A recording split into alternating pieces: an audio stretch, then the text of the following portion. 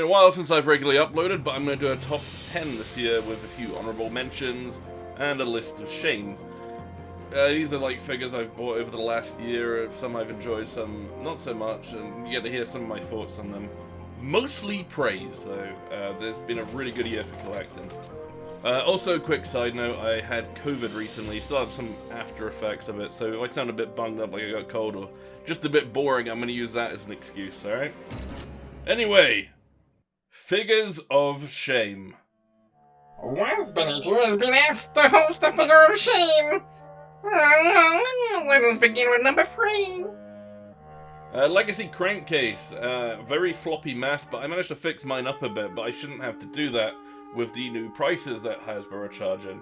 What is it, like £24 for a deluxe, and it comes out the box riddled with quality control issues, floppy as hell. Yeah, this is a bad toy. I mean, if you can fix it, you might be able to salvage it, but even then, it's just a clunky mess. And now on to number 2. Authentics RC, given the size of it and quality, I shouldn't have expected much, but here I was thinking, oh, this design looks nice, let's try it, and it's just a mess. It falls apart when you try to do anything with it. It doesn't even hold together in vehicle mode, and it's just terrible. Number 1, the stinkiest worst toy of the year.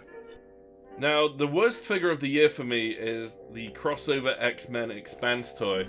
The reason this one beat out the other two is largely because the original price of what they're asking for this, which is in no way worth it. Even at sale price, I feel ripped off. They should be giving this away for free, or, you know, actually, better yet, paying people to have this. It's a flimsy mess, just clunky, doesn't really pose too well. I feel sorry for the hopeful X-Men fans because this toy is terrible. Hello there, my name's Crosses. Anyway, we've gone on to the honourable mentions. Some good toys, but not worth lingering on, if you know what I mean. Vintage 86 Hot Rod, he comes in the movie colours. Really nice toy, always wanted one as a kid, never got one. He's in the movie colours, which is nice, and he's not aged too well for the robot mode. Vehicle mode is just really nice to have, very good display piece. G2 GoBot Soundwave, got this really cheap, really nice. I've always really enjoyed G2 GoBots. My favourite as a kid was Motormouth. They're just a lot of fun, almost like little Hot Wheels toys. I like unique sound waves, and I feel like this is possibly the most unique one of the lot. I feel like the Legacy line overall has been really good to us this year, especially in terms of the deluxes. There's a few weak links, but for the most part, they're very strong. Tarantulas was really fun. Only thing that put me off him a bit was the spider legs getting in the way. I also painted the abdomen to really bring him to life with the show accuracy a bit more, but he's a really good toy. Hotshot was the first Armada toy I ever bought back in the day. There's a bit of like kibble and just weirdness to this, but it's the best Hotshot toy we've had so far. The other release is terrible. It's a shame he's missing his Minicon, some of the extra features, but it's a really good toy. I really like this one. Legacy Evolution Needle Nose is... We've not had a deluxe jet in quite a while, and I feel like this one really makes up for it. The engineering, transformation, designs in both modes, all really good. Even the head sculpt, and even the little target masters aren't, but they're not as cheap as point blanks. I'd just say he's a bit generic, which is why he didn't make the top 10. Studio Series Ratchet from the Bumblebee movie. I got this quite early on in the year, and I've applied Toy Hack stickers to this, so it does look a slight bit better. We've even painted the head crest as well. I'd really recommend picking this up if you don't have a Cybertronian Ratchet, because I'd honestly say this rivals the Siege one and might even be slightly better in my opinion. You know I've had a good year collecting figures when something like Arms Micron, Gaia Unicron and Nightmare Unicron are in the honourable mentions. These are really good. Joe Akar Productions, he managed to pick them up for me from America because I found a really good listing, and he helped send them on to me. So I'm really grateful for him sending these on. This is the Unicron design I've always liked the most, so I'm just really happy to finally have it in 2 variants. I had an issue with some of the rubbery wings, but I'm in the process of fixing them. The way the Minicon's integrated and the hands kind of just being slabs of rock or something is a bit weird. Despite that, it's a really nice design. Transformers Go Prime. Yeah, his name is literally Go Prime. A very obscure figure, almost was on the top 10. The design reminds me a lot of the Dragon Megazord from Power Rangers. This is kind of proof that a good paint job could just really make a generic figure shine. And finally, for honourable mentions, we have the Creatures Collide Legacy Goldbug. Originally, I thought, when I saw this listing, oh, this is just going to be another generic Goldbug. He probably wouldn't even be gold, he probably have lots of blue all over him. And to my surprise, it was a very show-accurate, almost pure Goldbug, which is the variant of Goldbug that I just really enjoy. I swapped the hands from a Shattered Glass Goldbug, so he's got gold hands instead of the blue ones now. Just a really nice, shiny figure. Transformers United line was just loads of shiny Takara repaints, and I really enjoyed that for the same reasons I enjoy this. I like shiny metallic Transformers as well as clear plastic ones. This one is just a really good representation of Goldbug in my opinion. Ladies and gentlemen, fasten your seatbelt because it's time for the top 10 of 2022! I am your host, Jetstorm. Let's get right into the top 10, shall we? Number 10! So, at number 10... Oh, showed off Goldbug last, so I should probably angle this a bit better. You can see it's the premium finish Bumblebee movie Optimus Prime. I really like the extra detail on this. You can see like the extra silver here, and just the red plastic looks far better quality. I had the oh, it's getting off focus, right? Yeah, I had the Bumblebee movie Optimus Prime, the Studio Series version, and I didn't like it. I thought it was just really floppy. And I almost didn't get this because I thought, oh, it's just a terrible toy. And then Premium Finish did this, and I saw some pictures, and I thought, this seems like a much better version. And it actually fixes all the issues I had with it. Really good toy. If you don't have this version of Optimus and you like the design, I'd recommend getting the Premium Finish version if you can find it. It's really good. Number 9! Sometimes you'll pick up something fairly big and it takes you back to your childhood of getting a really big toy and really enjoying it. Well, at TF Nation this year I kind of did something like that. I bought a planet. It comes with the Omega Lock thingy. Cybertron's one of those series I skipped when I was younger. I tried watching the first episode, hated it, never watched anymore. It's kind of the first Transformers series I skipped because I didn't like it. Either way, I think this toy is really fun. I thought the TLK colours really popped a bit more than the Cybertron version, and I've been kind of after this for a while. Our worlds are in danger. To save them and the galaxy, we must find the 4 cyber planet keys before the Decepticons can use them for evil. It is our mission. Hotshot, Jetfire, Vector Prime, Landmine, Scattershot, Optimus Prime, transform and roll out! Anyway, here he is in his robot mode. What a nice design. Oh, his feet don't stand very well. But yeah, this guy is number 9. Really good toy, but probably not the best for posing while you're behind the camera. Number 8. Next up, we have a figure which initially I thought, when it was listed, we were going to be really disappointed because I thought there's no way they're going to get Inferno right. They're going to make a really bad attempt at him and everyone's going to complain, but this thing is just, it's not 100% screen accurate, but I do really enjoy it. I think it's just a really fun toy. Like, so much posability, but mostly like the head opens like that so you can be laughing or screaming or whatever you want, and then there's jet thruster, but I'd say he's got the same problem Tarantulas does with the insect legs just really get in the way a bit. Aside from that, he's just really fun.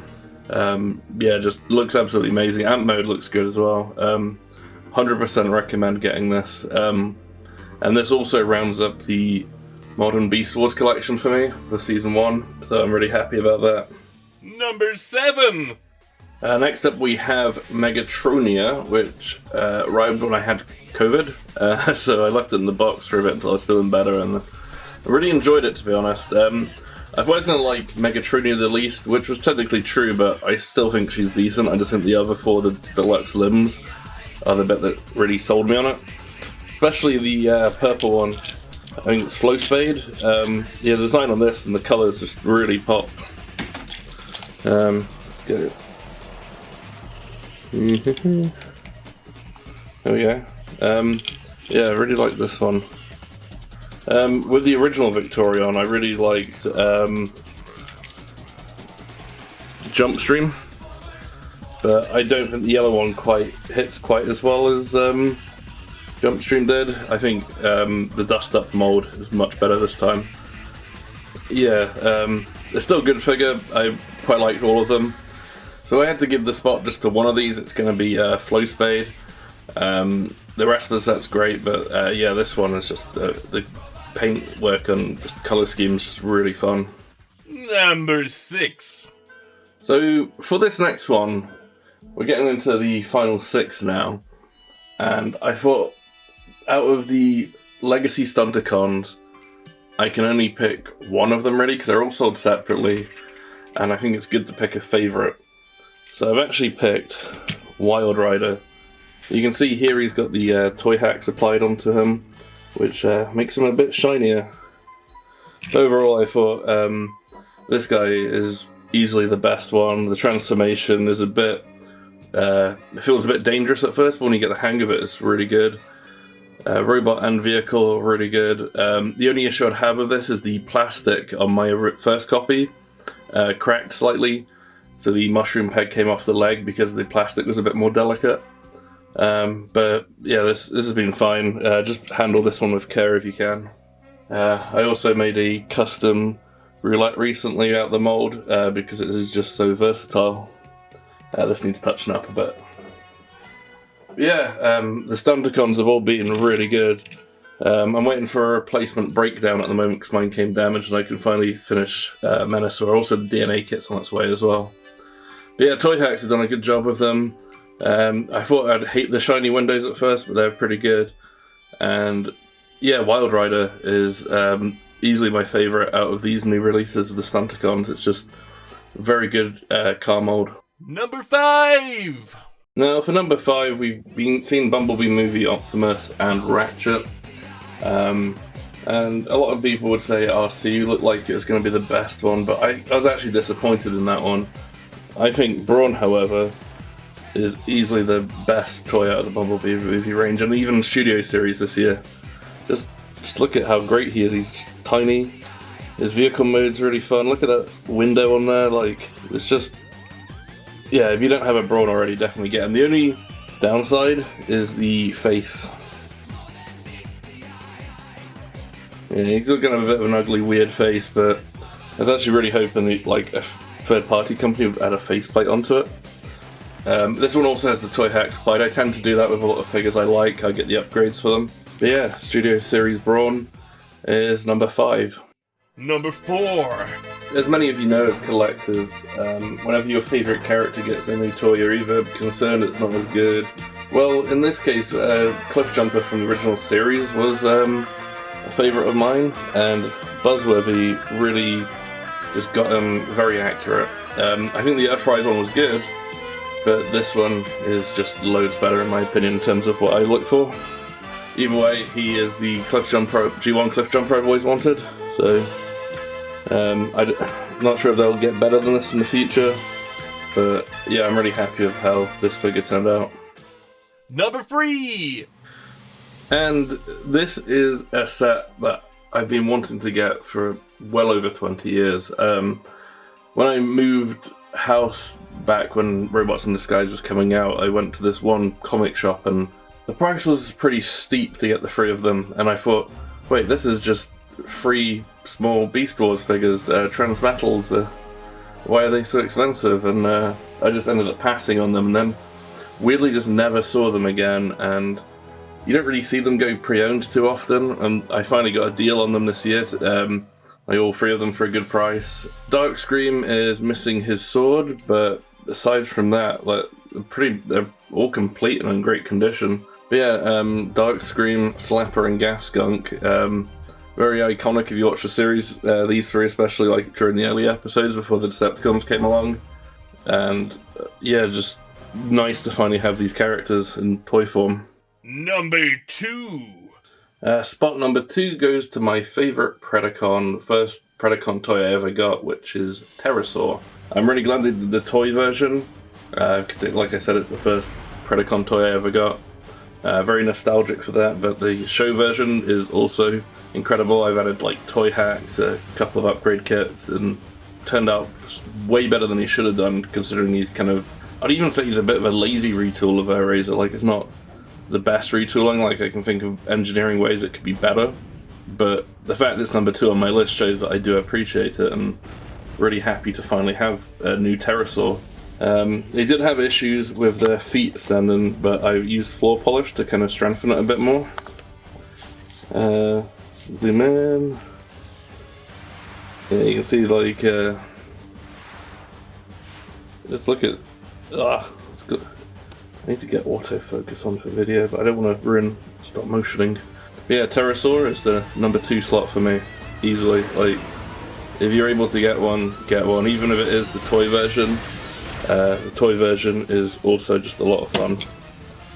He still falls over. I think the toy one stands up a bit better currently.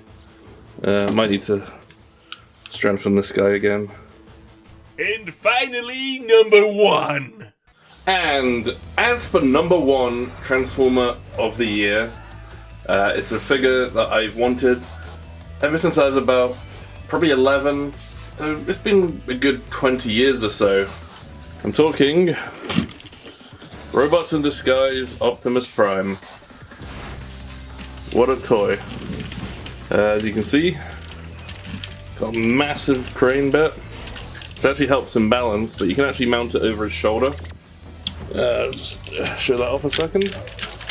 Oh, wait a second. Yeah, we get it, you can talk. Yep, he's firing. Yeah.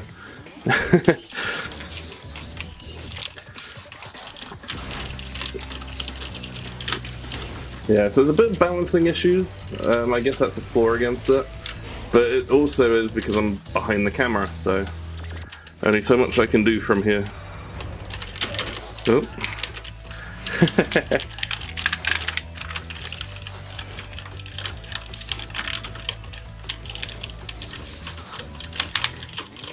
Here we go.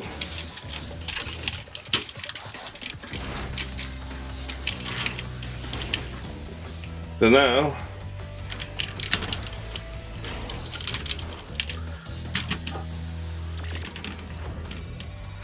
alright, anyway, here he is with his like shoulder thing over.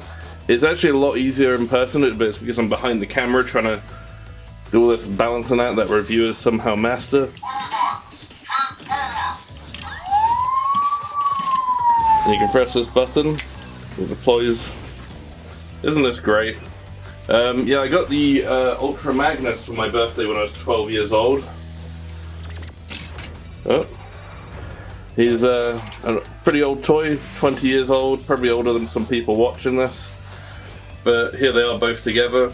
Always thought the problem with Ultra Magnus is that it's a tiny body with really long legs. The vehicle mode's great, and I think the combined mode's great. So speaking of, let's see the combined mode. And here we have Omega Prime, finally combined after 20 years of having the Ultra Magnus. Got the Optimus, so we've got the full fusion.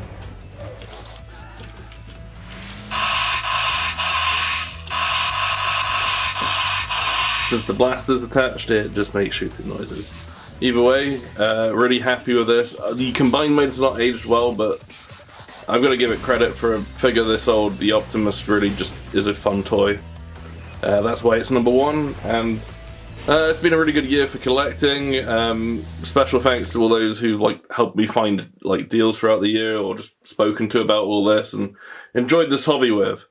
That's my top 10 for 2022. Anyway, moving on.